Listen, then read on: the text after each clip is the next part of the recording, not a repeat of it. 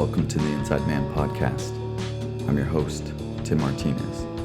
Our lesson today is limitations. I can tell you firsthand as an entrepreneur that we don't like to think of ourselves as people with limitations. You know, I have that alpha energy. I can do it all. I can take on the world. Get out of my way, I'll get it done. It's definitely limiting. You can't do it all. You shouldn't want to do it all, and you do have limitations. You know, it's also a young mindset. When you're young, you're poking the box, you're trying different things, trying to do many things. You have the time, you have the energy. You may not have the financial resources, but you do have time. So it's like, I don't need to hire a web designer because I could figure out how to build one myself. And there's value in that, don't get me wrong. As you get older, you have to get firm. You have to land somewhere and say, this is my strength. It's the inverse of the limitation. I can tell you some things that I'm not. I'm not an attorney. I didn't go to school for it, and I haven't spent the last 30 years studying law. So what business do I have writing a contract? Sure, I can read one, I can write one, but I really should be running it past an attorney to give me some professional guidance. So what about you? Are you trying to do it all? Are you trying to take it on all yourself? I was watching a YouTube video the other day, and there's these 3 kids who are starting a clothing company. And by kids, maybe they're early 20s. And they're just talking about how much they're grinding. They're in their garage with their sewing machines. And, oh man, putting in 10, 12-hour days. But not once did they reference or mention in this little mini documentary their plan to scale or grow or bring in other experts beneath them.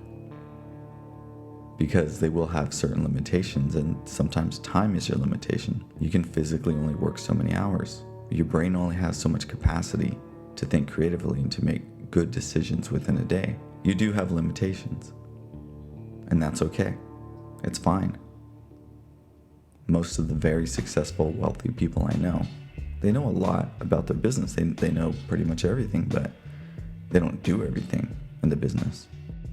I once had a client who, was the head of a very large company, and this person was arguing with the intern as to why they bought more expensive toilet paper.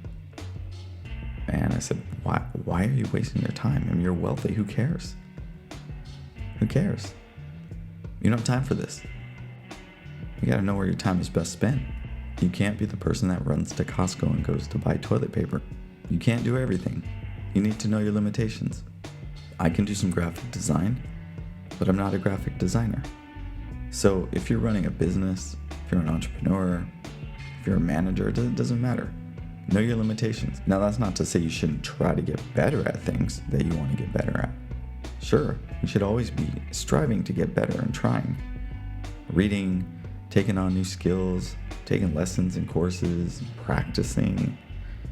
But some things are going to land closer to your skill sets, your natural skill set. So what are your strengths? Zero in on those.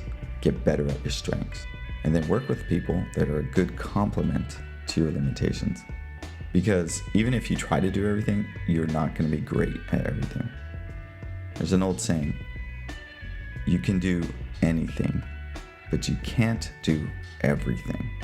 You should be looking closely at what your strengths and your limitations are, and you should be trying to build a team or a network, a series of resources that complement your strengths and weaknesses.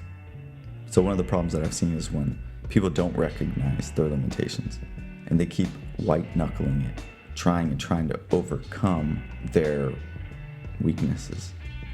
And they're really just fighting against themselves. They're fighting against time. Sometimes they're fighting against Mother Nature.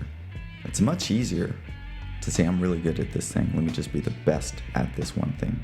I'm great at sales, but I'm bad at administration. Or maybe you're great at administration and you're a great manager, but you're not a great, leader or visionary, but you can keep people on the rails. Cool.